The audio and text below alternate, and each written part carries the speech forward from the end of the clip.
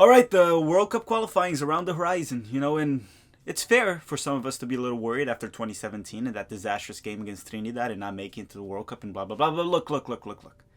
This time it's different. And there's a couple reasons why it's different, along with the fact that we're just better than we were and we're probably the kings of CONCACAF now. So we're going to make it to the World Cup. But in this video, we're going to dive into the schedule and I'll be giving you my prediction, the pessimistic prediction of a worst case scenario per camp and the total amount of points. And I'll give you my prediction of a realistic scenario, how many points I think we're going to make throughout qualifying. Now, I was also going to do an optimistic one, but unfortunately after I did the optimistic one, I had us winning every single game. And the issue with that is it was no longer optimistic, it was just diluted. So we won't be doing that one. Plus, I think the pessimistic and realistic is the range of points where the US men's national team will be throughout qualifiers. So, now, if you kindly could, make sure to hit that like button. Hit the like button if you believe that we will make it to the World Cup. And if you enjoy this type of content, make sure you subscribe and hit that notification bell so you don't miss out on our content. Now look, we will be doing in August a full preview for the World Cup qualifying, so I will be talking about all 8 nations. On this video, we're going to focus mostly just on the US men's national team. So I've been talking a little bit too much at this point, so let's talk about the World Cup qualifying.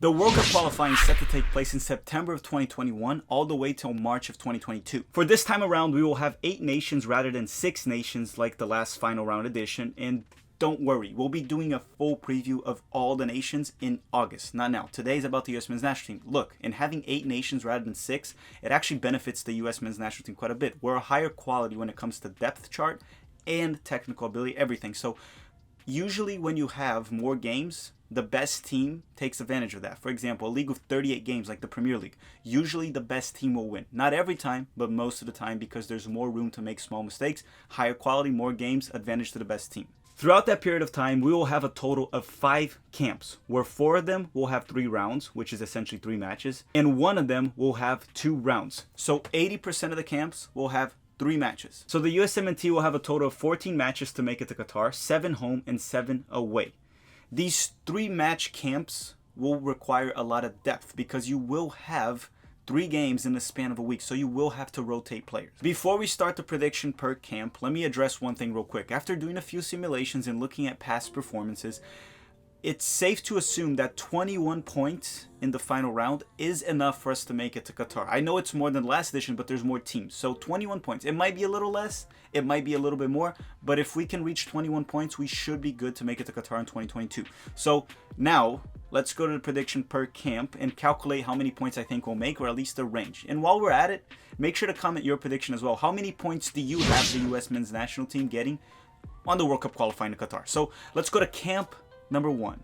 Camp number 1 will be played in September of 2021 and it will have 3 rounds. On September 2nd, we play El Salvador at El Salvador. September 5th, we play Canada at the United States. And September 8th, we'll be playing Honduras at Honduras. Realistically, I expect us to get 7 points out of this first camp. I fully expect us to beat El Salvador despite being away. I fully expect us to beat Canada and the United States. And then I'll give the benefit of the doubt of Honduras at Honduras after what I've seen in Nations League. I think Honduras is most certainly capable of getting a draw at least with us, and we could be a little fatigued for the 3rd game, so I say a draw. So realistically 7 points. Now the pessimistic scenario, we get 6 points out of this camp, losing to Honduras away. I don't expect us to lose to Canada or El Salvador. So let's just recap. Realistically 7, pessimistic 6. Let's go to camp number 2. Camp number 2 will be in October and it also has 3 rounds. So October 7th, we will play Jamaica in the United States. October 10th, we will play Panama at Panama. And October 13th, we'll be playing Costa Rica at the United States. Realistically here, I expect us to get 7 points out of it as well. We should be able to beat Panama, regardless of it being on the road or not. We should be able to at least beat or tie Jamaica and Costa Rica at home as well. So I think 7 points is very realistic. Now the pessimistic one is 4 points. We beat Panama as I fully expect. We lose to Costa Rica or Jamaica and we tie the other one. So we get 4 points out of it. With that, our realistic scenario right now has 14 points already and our pessimistic scenario has 10 points. Now let's move on to camp number 3. Okay, camp number 3, and if you haven't already by now, make sure to hit that like button and subscribe to the channel if you enjoy this type of content. And at the end of the video, obviously, comment how many points you think the US men's national team will get throughout World Cup qualifying. For camp number 3 in November, we will have 2 rounds. November 12th, we will be playing Mexico in the United States and Jamaica at Jamaica. And this is a very, very tough camp. So Jamaica is expected to get all these British dual nationals unless their federation keeps lying to everyone, which I think eventually they'll just stop and they'll get a bunch of these dual nationals. I think Mikel Antonio is committed at this point at the time of recording, and many other dual nationals, and the team is looking good. And it's not easy to play Jamaica at Jamaica. What I'm going to go with, the realistic scenario here is 3 points. I think we get 3 points out of this camp. We will beat one of them, Mexico or Jamaica, and lose to the other one. I would love to see us get 4 points out of this camp, but being realistic, I think 3 points is reasonable. Now, the pessimistic one is we lose both games. We lose to Mexico and the United States, and we lose to Jamaica on the road. I think that can happen as well. So, pessimistic 0, realistic 3. So, updating our point system right now, on the realistic one, we have 17 points. On the pessimistic one, we have 10 points. Alright, now camp number 4, which also has 3 rounds. Well, almost all of them have 3 rounds. And it will be played in January and February. So camp number 4, we are going to play on the 27th of January, El Salvador in the United States. On the 30th of January, we'll play Canada at Canada. And February 2nd, we'll be facing Honduras in the United States. And look, realistically, I think we should get 9 points out of this camp, right? So El Salvador in the United States is a must win. Canada at Canada, look, playing in Canada is not going to be like playing Central America. The fields won't be as bad. It won't be as hostile, the environment. It won't be that crazy of a game. So we should be able to beat Canada at Canada as well. Now, playing Honduras in the United States is a tricky game, but we should be able to pull a win there as well. And I'm saying as well so many times. Now, that's the realistic scenario. I think 9 points is pretty reasonable. The pessimistic scenario, we get 7 points out of it. We beat El Salvador, we beat Canada, and Honduras manages to pull a draw with us, which they almost did in Nations League. Well, they very closely did. So updating our table right now is realistically, we would have 26 points by now. This is the 4th camp, which is the second to last. In the pessimistic scenario, we would have 17 points. So realistically, we would probably be qualified by the end of camp number 4. Now, the pessimistic scenario, we arrive at camp number 5, still needing points to qualify. So remember, 21 points should be enough. Now let's go to the final camp. Camp number 5 will be taking place in March of 2022, and that's the last camp for World Cup qualifying. And it's not an easy one, to be fair. We play Mexico March 24th at Mexico. Then we play Panama in the United States, and we play Costa Rica at Costa Rica.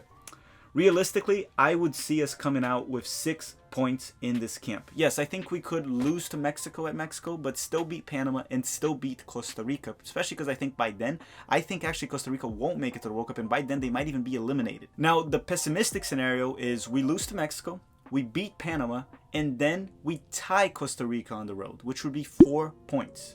So realistically 6, pessimistic 4. So our final table would look like this. Our final table score of points for the US men's national team. Our range would be, realistically, I think we'll reach 32 points, which we would qualify with a lot of ease. The pessimistic scenario, 21 points, which we should still qualify. And that's the range I think will be, 21 points to 32. I want you guys to comment yours down below as well, your pessimistic and realistic one. I like to know your range to see if I'm not too crazy, if I'm not too optimistic, too pessimistic. We'll see. Now look. A lot of you, not the USMNT fans, but maybe the L3 fans, the Jamaicans, the Reggae Boys, a lot of you are going to say maybe I rigged the pessimistic one to get 21 points. I did not. As I showed you, I talked about each single game of why I think we'll get that amount of points.